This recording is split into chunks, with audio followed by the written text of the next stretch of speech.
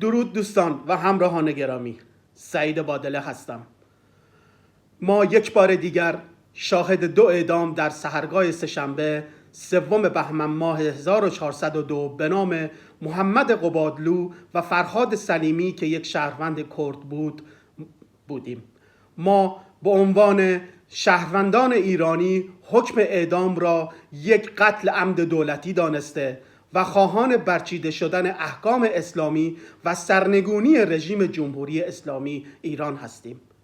رژیمی که همیشه برای طناب دار به دنبال گردن میچرخد. ما از جامعه جهانی میخواهیم که دست از مماشات با جمهوری اسلامی بردارند و جان شهروندان ما که در زندانهای جمهوری اسلامی ایران گرفتار هستند در خطر است. به امید روزی که این لکه ننگ اسلامی از جامعه جهانی